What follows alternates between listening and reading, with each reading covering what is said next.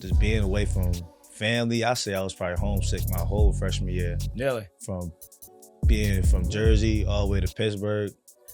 It's like the same weather conditions, but like it's just a different atmosphere. Jersey is completely different from Pittsburgh. Ever since I was young, I always show love out of competition. I'm not scared to compete with somebody I love with. Like, ain't no bad blood behind it, but I'm trying to make you better at the end of the day and make myself better. I ain't never like ducked from any competition. Like even through my recruiting process, you know how people, they want to go to certain camps, they want to run certain 40s and stuff. Certain times that probably did hurt my recruiting process, but I like to show like my raw self. I like to not hide nothing from me because I really feel like I'm an authentic person that's like ready for anything. Football is very physical, Yeah. right? So injury is part of the game. So that was your first big injury. Yeah. How did you cope with that? At first, I didn't really want to believe it because I got injured for the whole season. I really don't know what was wrong with my body. I don't know if I was really injured or not. I'm just taking it week by week. I don't like staying on the ground. Even when I get injured at Pitt, I don't like the type of person just lay on the ground and just be hurt. What were some lessons that you learned throughout your whole rehab process that like you still carried through with you? The biggest thing I learned is appreciate your time on the field because you're gonna get injured regardless. It's football. All right, welcome to another episode of the Myokinetix podcast. Today we have a long-time athlete that we've been working with since high school, and just really good to have him back here just to share some wisdom. What it's like now to be a Division I athlete, and he's homegrown from New Jersey. Shout out to East Orange, and he actually won a state championship with them on his senior year, and now he's with University of Pittsburgh. And again, just really excited to have him here. So welcome to the show, Kyle Lewis. So I look at this camera right You here. look at me, bro. I look at you. Yeah. Yeah, it's good. It's nice to be back. I've definitely been out for a minute, so it's been a good time to be back right now. Nice, man. So how's life been, bro? Like what's the transition been since going from high school to college athlete? What's the vibe? It's a big transition, especially coming from East Orange. You ain't used to like having to be up so early for workouts. You ain't used to having to be more than just on time, but you have to be early for everything. You really got to be sharp with everything. So it's definitely been a big transition from my freshman year to like from high school to my freshman year, but I definitely adjusted and now I feel like I'm prepared for everything this year. What was the hardest thing to adjust?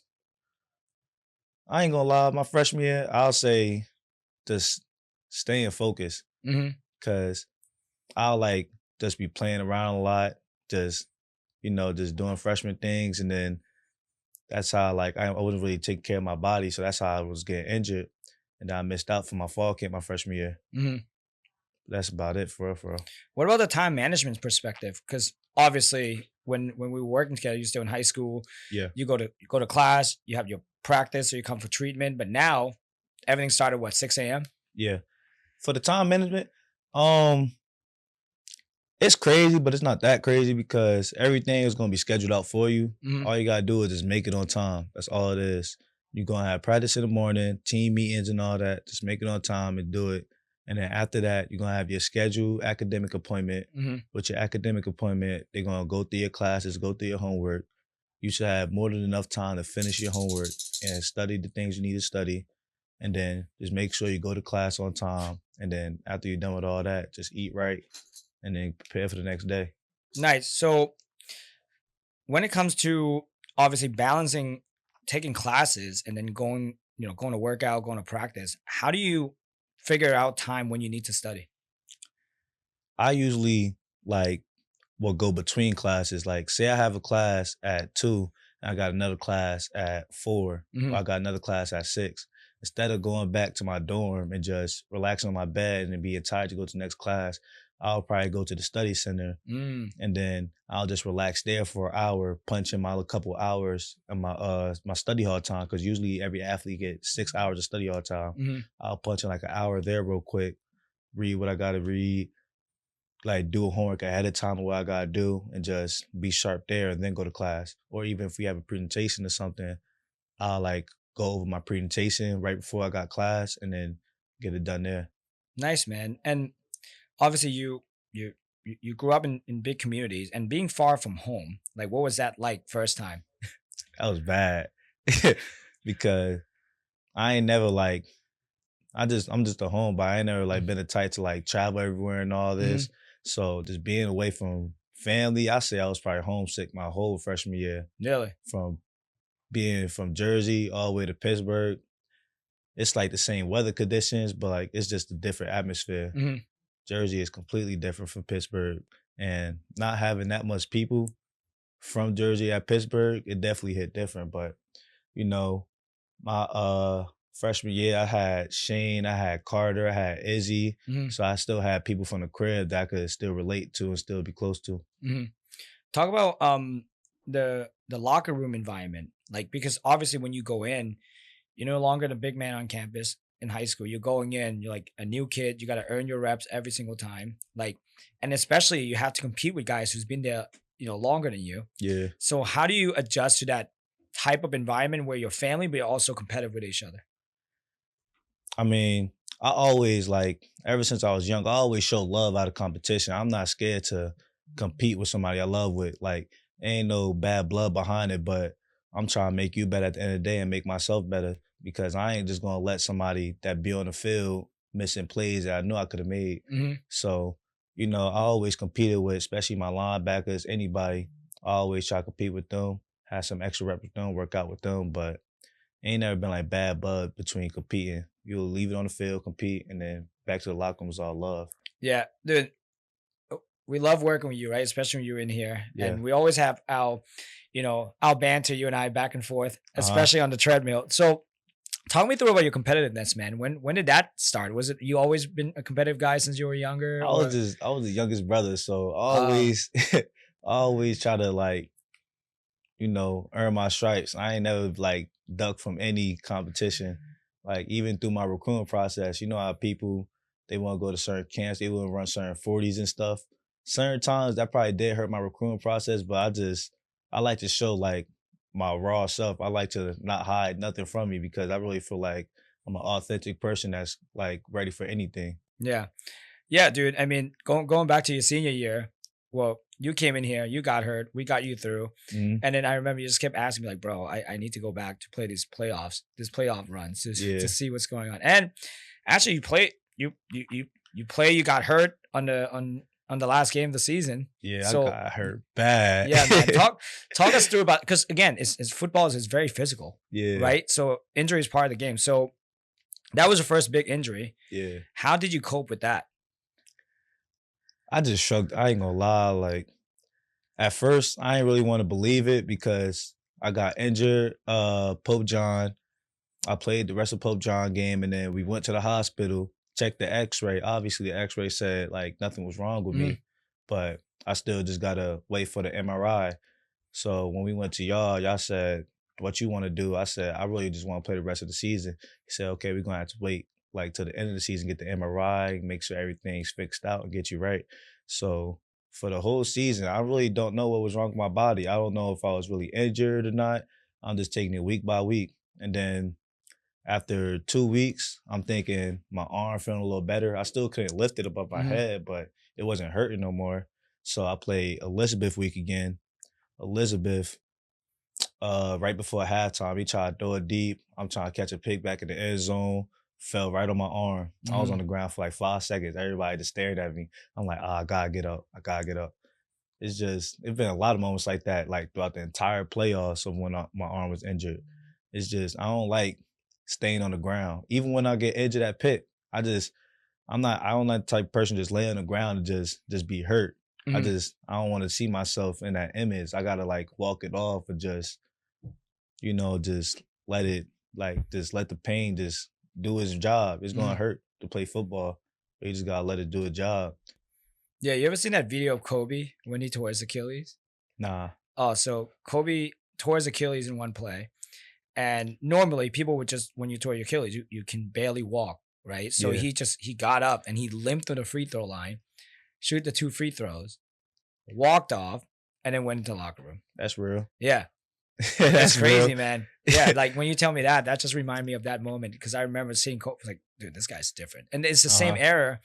You're a LeBron guy, right? Yeah. it's the same era where LeBron was getting carry off for having cramps.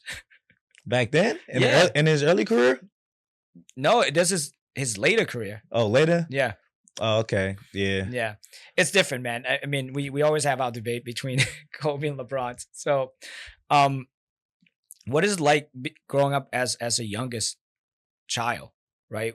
Because Mhm. usually, like, I'm the oldest, so like my parents were way more stricter, for me Yeah. than they were for my sister. So I always like to say that my sister probably get to learn a lot more. So from you having older siblings, like what was that process like? How do you observe, and like what are some of the impact that you actually get from your older siblings? My older siblings always play football with them.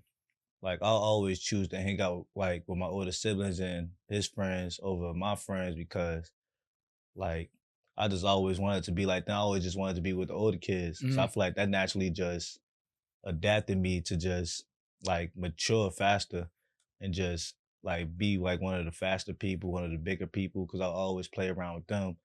And then my body just adapt to that, you Mhm. know? I always will also learn off my older siblings' mistake about like what type of school he went to. All right, that's cool. His guidance counselor did his grades dirty, even though he had a 4.0. Okay, then I'm gonna go to Tyson, get that grades right, and I'm gonna still play for campus. Mhm. So I'll always still learn off of his mistakes, and I'll still like just the things that they bred me. They bred me to like just be hungry. Don't like be scared of nothing. Just be hungry. Yeah.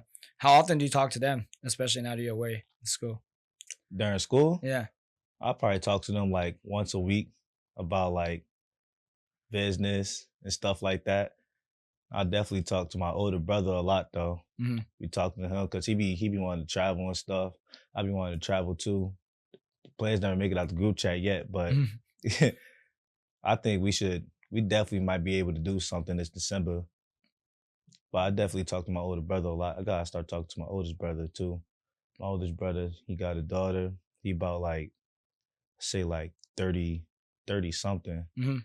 So gotta start talking to him more. But I definitely love my brothers. Yeah, I think having family is big, man, because you get to learn so much. And being an older sibling, I was trying to like pave a way in some way. And I take that same mindset to like all the athletes we get to work here. Because I mean, hell, I'm never gonna touch the field like the way you get to play, right? But there's Yeah. certain things that I might know just a little bit more that I can impart on you, and then that could change the trajectory of your career, especially when it comes to like health, staying healthy, injury free and all of that stuff. Um, what was some lesson that you learned throughout your whole rehab process that like you still carried through with you? The biggest thing I learned is appreciate your time on the field because you're gonna get injured regardless. It's football. You're gonna get injured off the dumbest things. You're gonna think like you could probably go out get injured off some epic play or something. Mhm. You're gonna get injured off the most random, useless play. So just don't take your time like for granted because like you have no control over like anything that happened to the field. Mhm. God only got control of that, for real, for real. You just gotta enjoy your time, know why you're there, and just while you're there, just work your hardest until Mhm. somebody try to take that from you. Yeah. So you grew to have more appreciation for the game. Yeah, I love that, man. Just because I think I saw you like what, a year ago, a year and a half ago. yeah, And to see you walk in is just great because I love seeing the progression of like all the athletes that we get to work with from high school to college to pros. So it's really cool just to see like how like people grow throughout the yeah, whole process. Especially someone like you who's playing in a very competitive, conference. yeah. So how was your first year, man, at the ACC playing like, bigger teams, going to a different stadium? Like what was that like going to like one of you guys play Clemson last year?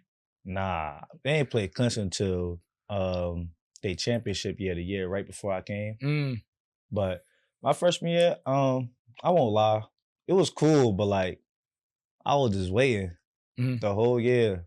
I was just waiting to touch the field. But because I came in injured, missed the whole fall camp. I was injured all the way up until week 4.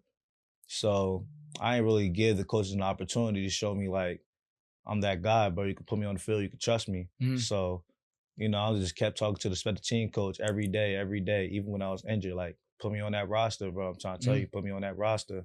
One day he put me on the roster for kickoff and all that. I'm the first person going down there, trying to make the tackle, trying to stop everything. And then he started putting me on more and more special team. And then I told coach I wanted a red shirt because it just wasn't looking good for me. I redshirted my freshman year, and then I finally got an opportunity because I got injured the following spring for my MCL. And I finally got the opportunity to actually show the coaches what I got my redshirt freshman camp. So like last year, I had a really good camp, and then I was at the 2 for my whole redshirt freshman year, and then for 2 games, North Carolina and Virginia Tech, they had me starting. I did real good for both those games, and then I got injured in my PCL, and during the bye week, off of a play that I had no control over. So, I just said things happen. I'm gonna get back like how I got back every other time. And then for the rest of the season, I just finished the season out good. Now I'm having a good camp. I mean, I had a good spring. Now I'm just waiting for camp. Nice, man. So what was it like to be to start your first game? Walk me through about that whole experience. What went through your head, the feelings, the moment? You got the guys in the locker room hyping it up. Oh, K. Lou, you about to start? You nervous? They definitely trying to hype it up. I just keep my composure because, like, ever since I stepped into college, I ain't never lost no confidence about myself. Some people probably lose confidence going through adversity and stuff. I never, like, lost a single ounce of confidence by myself. I know I'm meant to be here. I know I'm more than meant to be here. I know not just the play's going to come to me, but I'm going to make a play if it's anywhere by me. So first game, North Carolina, I'm watching extra film the whole week, extra film.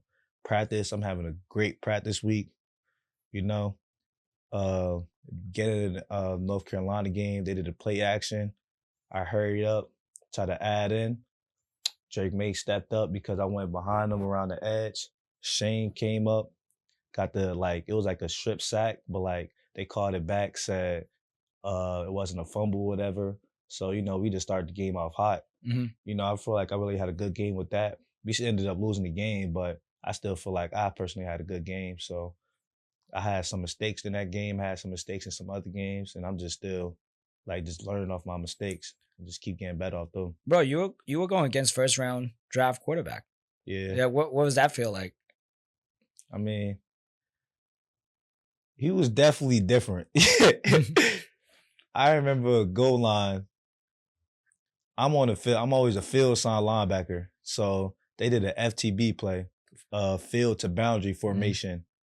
So it's like trips to the boundary side. I'm a field side linebacker. He did a play action. The running back still doing like a flare towards the field. So I'm following the running back, but I know he's not gonna throw the ball. So I'm just over there staring at the boundary. I see Drake May roll out the pocket.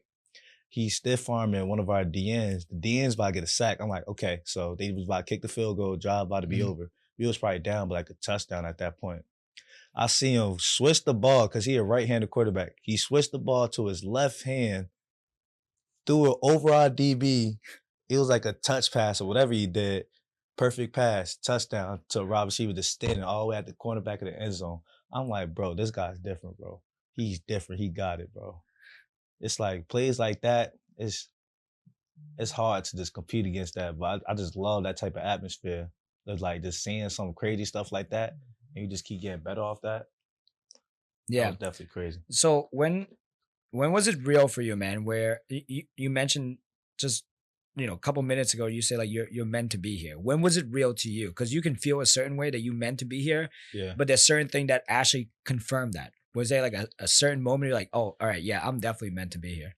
All right, so my whole freshman year when I was injured, I was definitely questioning myself like, I don't know if I'm meant to be. I started questioning myself because I never got a real shot to even compete against these guys. They definitely not no high school people. They all like 6'5", 6'6". It looked way different. And then by the time I finally got back, they had me on rocks. Rocks is like, you pretending to be the other team to help the offense out and stuff. So they had me on rocks defense, but the coach is telling us, man, we need y'all to give a good look, bro. snap on these people. Don't care what they say, because they gonna, people gonna try to whisper to you, chill out for the practice Mhm. today and all that. Our coach is telling us, bro, do be your hardest every day. Mhm. So, I'm just out there having fun on rocks defense. I'm making crazy plays left and right, like plays I never like thought I could make, because I'm like back in high school, I'm just used to playing safety for real. Mhm. So I'm making all these crazy plays left and right. I'm just getting back to the groove of it. And then I just slowly just keep gaining confidence off that till he finally put me on special teams and all that. And I just keep gaining confidence off that. Mhm. Dude, I love that. I think there's there's something about just keeping validating yourself, right? By just doing hard work, Yeah, right? And I think you're the type of guy that run toward adversity, yeah, which is a very common trait when I get to interview any high level athlete. So I think that's a great thing for you to have, man, and it's something that you need to keep harnessing on it, yeah. because you can't lose sight of that, especially you're playing this competitive sport environment and all of that stuff. Now, talk me through about some of the mentor that you have now in the locker room, especially the older guys. How they have impact you in your way of even seeing the field, but on your life on a personal level. My biggest mentor, I'll definitely shout out Shane. Definitely. He definitely got me right with driving to Pittsburgh, driving me back to Jersey and all that. But since day one, because me and Shane both went to Pittsburgh at the same time, since day one, I'm walking in the linebacker room to just watch some extra film on my own time. Every time I'm trying to watch some extra film, I'm always seeing Shane in there. Shane was heavy in the playbook. He Mhm. learning the playbook same time I'm learning the playbook. So he putting me on all these plays, how this work, how that work, why this work, why that work. He put me on all that. That was really my dog. Mhm. And then we just, we always just talk about what's going on in Jersey and stuff. So I'll definitely say that was like a big mentor to me. And another big mentor was a guy named Voss. He's at the Buccaneers. He's from Syracuse, New York. Nice. And he played for Jersey like for a prep year. I forgot what school he played for. And then he went to Pittsburgh. He probably one of the best linebackers Pittsburgh ever had. Coaches always talk about him and stuff. He just he he a funny he a funny dude, but he definitely like know how to push me too. He always try to tell me like, man, why you ain't do this? Why you ain't do that? Man, you ain't nothing. Like he try don't talk that trash to me. So that definitely be pushed me too. He definitely like one of the people I try to mirror my game off of too, because he just a fast playing linebacker. Mhm. He not just a stiff linebacker. He know how to really just go make plays. Mhm. But I'm trying to be that fast playing linebacker that like still just prepare for anything and can play anything, because he played middle linebacker. Mhm. I'm playing an outside linebacker that's like nickel. You still gotta do a lot against RPOs. You still Mhm. gotta do a lot against pass concepts. So I'm just trying to really, when I work out, I'll try to like get better at everything in terms of run blocking, against pass blocking, against man coverage, against zone coverage, against anything. Mhm. Yeah, dude. I 2 summers ago I was able to go to Greece, go to Athens, right? And Yeah. then during that trip, I ended up going to this place where it used to be a philosophy school where Aristotle like start and teach. And as I'm walking to that ground, I'm like, man, like there's so many great people with great minds that like walk the same land I'm walking now. Hmm. And where you're at, you got one of the best football player who ever played a game, came from the same locker room and just, won a Super Bowl, Aaron Donald. Yeah. So like how does that impact you, especially with your mindset and everything? And and B, have you met him?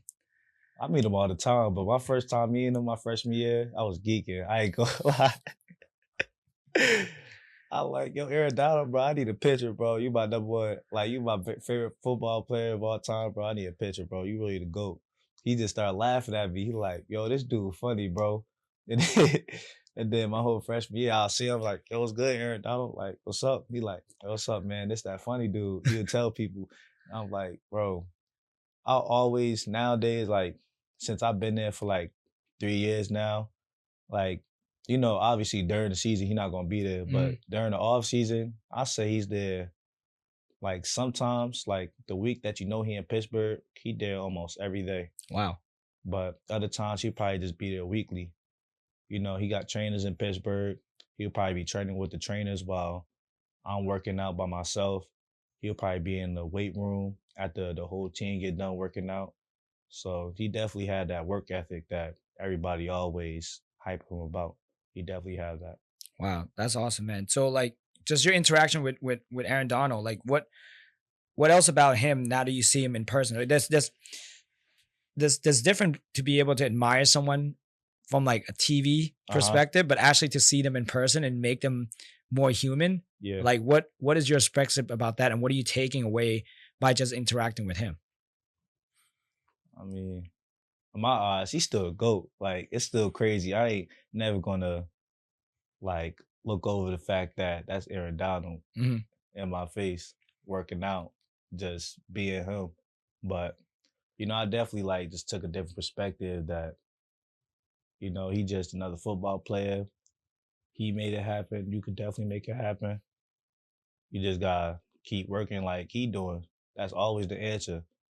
Through adversity, through anything. You keep working, bro. You don't gotta be with anybody if you like going through something, but like to take your mind off anything or just, you know, to gain confidence or anything. Just keep working towards what you believe in. Yeah. Just keep working. Dude, I became a fan of Aaron Donald at his first Super Bowl appearance. Like, I don't know if you remember that clip on the sideline where he just like talked to himself. He's like, he's hitting himself in the head. He's like, come on, you're meant to be here. Come The on. pregame? Yep. Yeah. Bro. Every time I see that clip, that just hyped me up so Facts. much. And I think just him doing those little things, and now you're telling me what he's doing, putting the extra work and all of that stuff. Yeah. That's why he's great. Like it's not an accident. Like, yes, Yeah. there's a genetic component into that, right? Yeah. But if you have the genetic component and you work extra hard Yeah. on top of that, Yeah. like that's why you're the GOAT. Facts. And he know how to work out. He not just doing regular bodybuilding. He not just doing regular pointless drills. He doing specific, the weirdest movements, the weirdest workouts that you would never even think of that actually going to correlate and translate to his pass rush move or his like his explosiveness or just anything. It all going to translate. Yeah. That's why I really feel like athletes, especially young athletes, need to learn and just really understand that you can't just hit the field and just work on cone drills, Hmm. just hit the weight room and just work on bodybuilding. You really gotta train your body to always know that it's a football player, it's an athlete. You don't gotta be working out like that. You could work out in way smarter ways that you actually gonna see a difference way faster than what you're Hmm. doing. What is something you're doing now that you wish you have done in high school? Plyometrics. Yeah. Yeah. And I wish I did track a lot more than just my junior and senior year, but COVID took up my whole sophomore year. Hmm. So I couldn't do that. But plyometrics definitely is the biggest difference maker than any squat max, any bench max. It's just that's gonna help you with what they call, you know, your triple extension Hmm. with your hips, your ankles, your knees. That all that is gonna help. And when you really feel like fully healthy with all them stuffs, and you just keep working on, you know, max speed, acceleration, change direction. You keep working on all those things, you're really gonna feel a true difference, and you're gonna see the difference when you're going against other people. Yeah.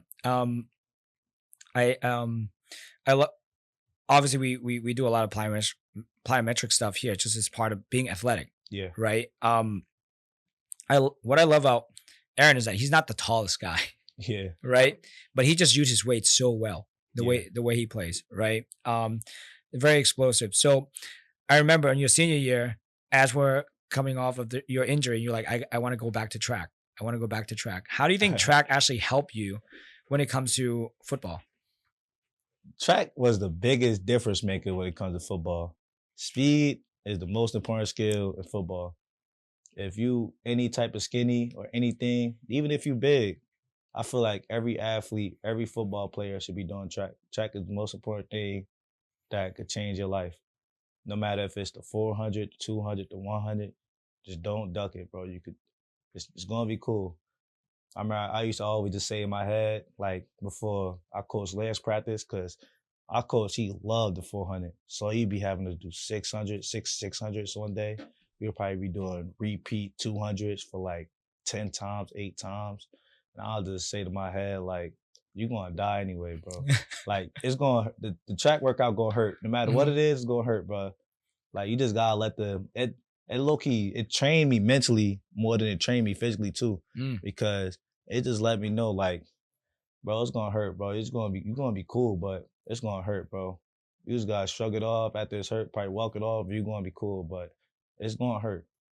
You ever threw up after Nah, track practice? I'm not a throw up type of person. I'll probably gag, but my body my body not gonna let me throw up. My body never let me do that. What was the hardest practice you've been through so far?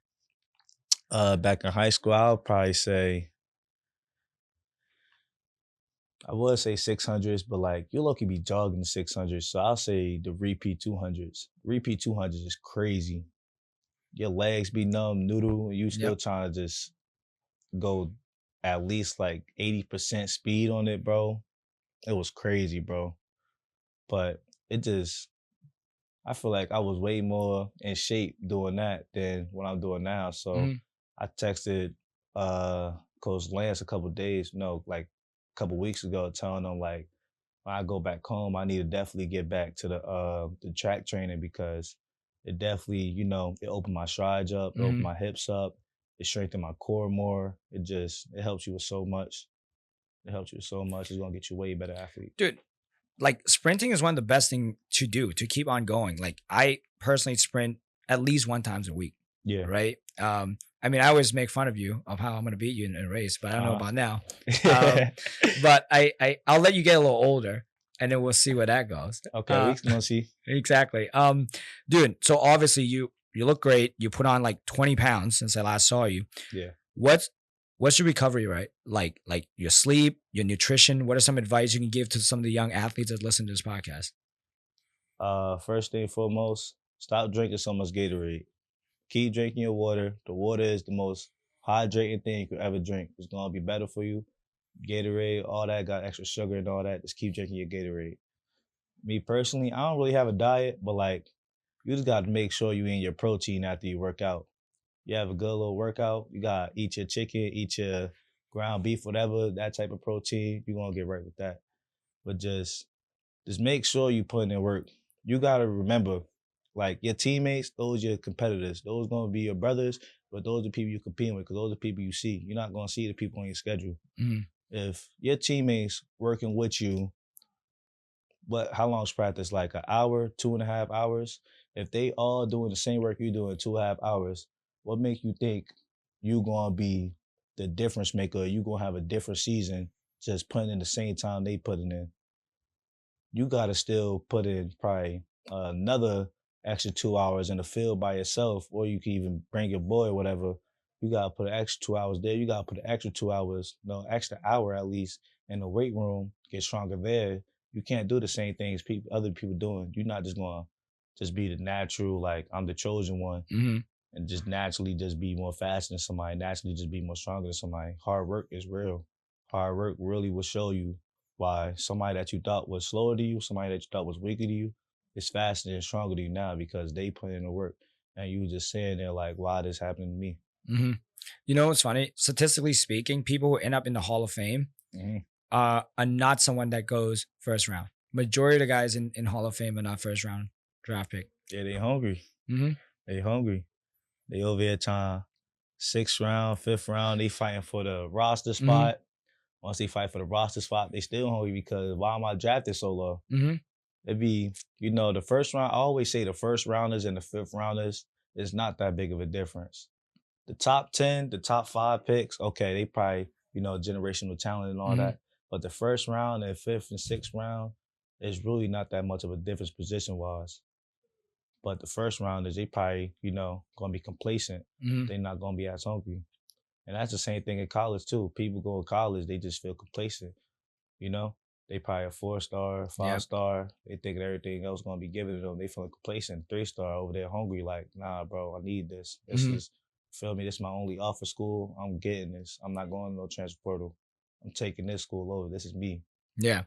No, I love that approach, man. Just because I tell kids all the time, just because you're not going to like, Power Five school, that doesn't mean you don't have opportunities. There's Yeah, there's always opportunity.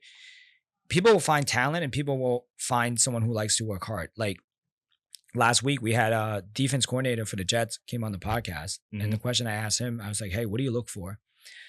He's like, in the past, he used to chase talent, right? Those generational thing that you talk about, like, yeah, someone who's special. And then he's like, now, he's like, the reason we have the best defense in the league for the Jets is that we just chase people who love football. Yeah. That's all they breathe.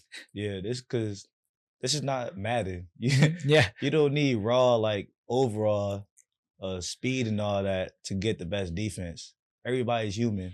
You could run that 4.4, but on your regular day, you probably running like a 20 miles per hour, probably running like a 4.6 on your regular, like, running routes or anything like that. You need, like, people that's actually just dogs, actually hungry. And that, I feel like that was our identity crisis last year with our defense.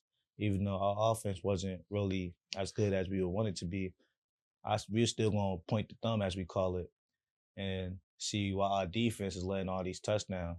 I personally feel like it's because we wasn't as hungry as we should be. We had some players on the team that, they did what they did. They went to where they went to. And our whole spring, we like had the young guys showing how hungry they is, the older guys, the vets, showing the young guys like, yeah, we still hungry for this. Like, we still gonna let the offense know, like, this is defensive school. Every single play, we're gonna make noise, we're gonna hit people, we're gonna do all that. What about your sleep routine? Especially you're putting in extra work. How do you prioritize that, making sure you actually recover? I always say sleep is the biggest recovery. I be having trouble sleeping. Sometimes I probably go to sleep at like 12. My trainer always asks me every morning, hey, Kyle, what time you go to sleep last night? I tell her 12 at every night, and then she'll just be laughing. But, because I wake up at 5 every day, sleep from 12 to 5. My body probably don't feel as recovered, but I'll definitely, like, take a nap after practice or something, get that extra, like, 2 hours sleep, and then my body be good. But in the morning, you just got to wake up. Regardless of how you feeling, some days you're going to feel good, some days you're not going to feel good. Regardless, you just got to get up. You got to make it happen. Yeah. Why do you think that is? You're having a hard time sleeping? Is it more like just you get nervous, or is it just a lot on your plate? Nah, it's just, it be a lot on my mind sometimes. And it's just hard for me to, like, just go to sleep. Yeah. Me just thinking about a lot of things, thinking about football, thinking about life, thinking about school, just thinking about a lot of things. So that probably definitely be a main reason. But by, like, at some point, it's going to probably get tired and then just rest easy. Yeah, bro, you know what I started doing? Like, obviously, like, being here, working with high level athletes got me thinking all the time, running the business and all that stuff. I started just having like a notebook next to my bed. Yeah. And like, if something come into my head and just get me thinking all the time, I just write it down. Yeah. And I just do like a brain dump for like half an hour in bed. Bro, since I started doing that, I can fall asleep like this. For real? Yeah. Give that a try. It's a huge hack, man. Like, because I'll just go through my routine. I'll get in bed early. I'll start writing some stuff. And then after that, I'll read the Bible for like another 20 minutes. Next thing you know, I'm out. Like, knocked out. Like, not because I just empty everything that I need to empty. And the next day, I don't have anxiety about it because I'm not going to forget. Because I just go to my notebook and say, oh, okay, we got to do this. We got to do this. All right, cool. I definitely got to try that. Definitely before my games, because I just be up thinking before my games. I definitely say that. And then I'll probably go to sleep around like 12 too, having to wake up early again right before my games. That ain't good. But I definitely see a big difference when I go to sleep at like 10 or 9 and I wake up the next day for practice or for the game or something. I see such a big difference. I'll say probably your sleeping schedule, one of the biggest difference right before a game. If your body just feel rejuvenated, feel fresh, oh my God, you're gonna feel great.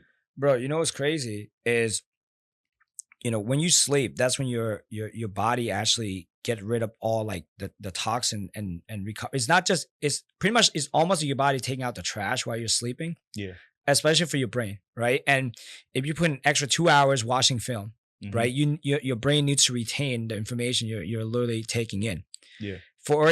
In order for it to retain, you actually need to, again, synthesize all the information.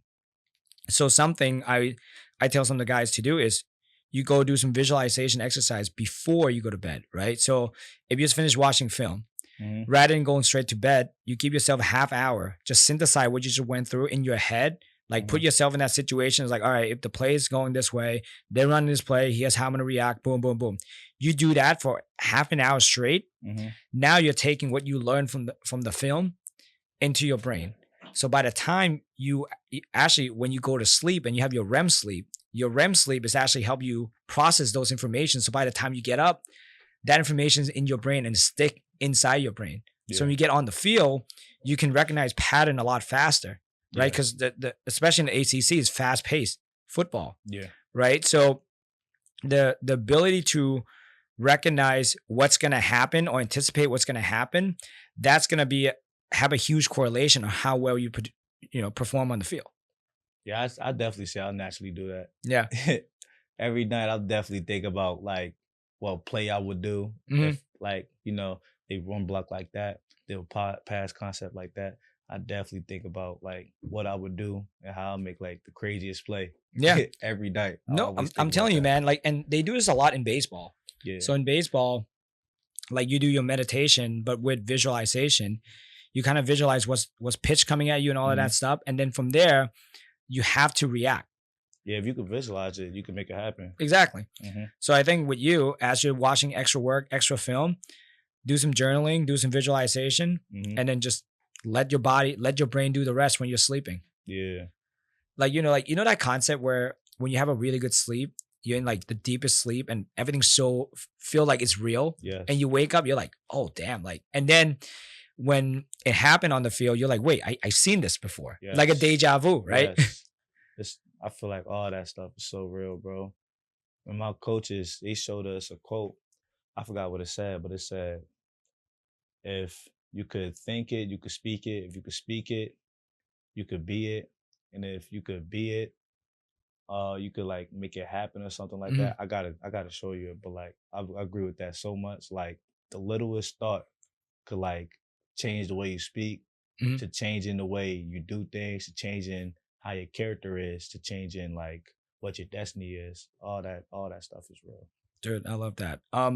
So now that you're, having a real opportunity to start next year, you're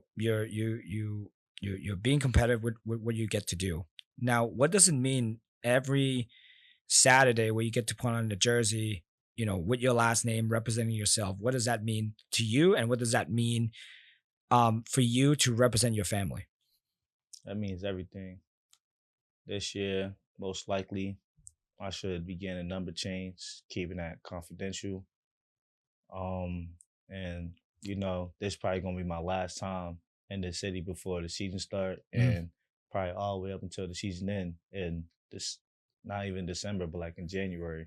So I'm like telling all my family, talking to all my friends, seeing who want to be at the game. Just let me know now. We all get 4 tickets a game. I could easily get more tickets if you want me to. I need everybody to come because I really want to show them like this. I ain't just been working from last December to now. I've been working from probably since I've been here my senior year in high school all the way up until this moment. Like every day, just been working either off an injury, off a film or anything. Every day just working for these moments right now to start to play in the actual real college game, to get the real opportunity in front of a big crowd, in front of big fans, to show them like I belong here. Like this is where I'm from, this is what I represent, this is how we coming. And last question, bro. I really want to touch on this. You're obviously a very social person. You like to have a good time. How do you balance, not getting too caught up, especially being a college athlete, right? In a bigger school. You don't have any family with you. No one's gonna tell you like, Kyle, don't do this. Go to bed. Like, how do you keep yourself accountable? How do you stay away from all the vices, the party, the girls, and all of that stuff? You gotta mind your business. You can't you can't be moving like that in college. Like all that stuff, like it's cool if it's your freshman year, you're just learning things. You really like not in a loop, so you really just learning all the new faces and stuff. But you really just gotta know like you can't just be at every party, you can't be at every club. You gotta like stay out the way, mind your business. Girls gonna come and go, but you can't be focused on those things. You came to school far away from home because of football. Don't let all these girls and all these functions, because God forbid you go to a function, something left go happen, and then you're like the face of it. Now you caught up in something. You can't let all that stuff like knock you off your pivot, because you came to school strictly for football. Know why you came there. It was strictly for football. Keep it there and just, just keep focusing on that. Yeah, that's great, man. Another thing I want to shout you out is, like, I love seeing the little snippet they have you on the NCAA game with your little crop top. They did not, bro. I sent that to the linebacker group chat. Nobody believed that was me.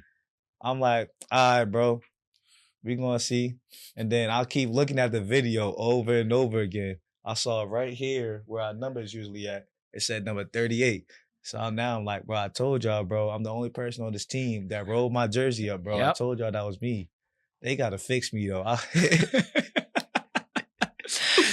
I look bad. I wear this. The thing is, I wear the same thing every game since my freshman year. I wear a double arm sleeve and I wear this fat arm brace because my arm messed up. Yeah. They got me a no arm sleeve, a rolled up jersey, and they got my dreads looking like a neck pad. So it just looked bad, but I keep telling everybody, NCAA probably got me at the 60 overall, no badges. Yeah. I'm still going to be everybody with that team. Yeah. And I'm going to be starting in every position. They come out July 17th. I'm waiting for that game. Yeah. I'm probably going to be playing that game all camp. How crazy, bro, that you're in a video game. That's insane. I love Madden. Yeah. I'm probably like one of the best Madden players in the state. On God, I'll say that. But I love Madden, bro.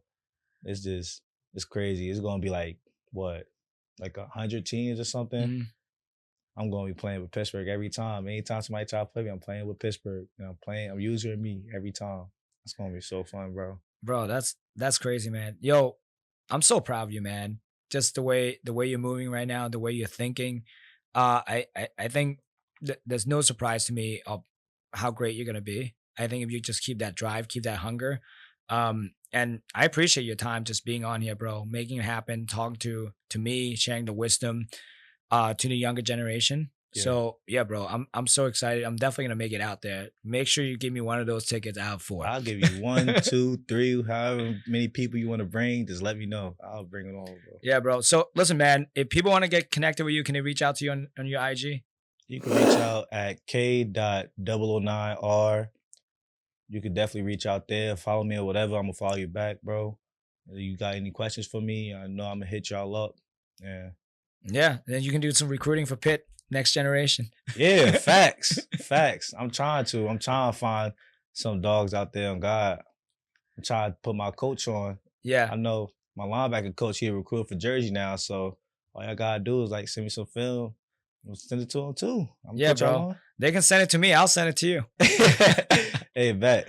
That's it. Yo, man, thank you so much, bro. Hey, appreciate y'all. Trying to run this 21 miles per hour on the treadmill. He gonna get it on video. Yeah, I got you. All right, man. Thank you. All right.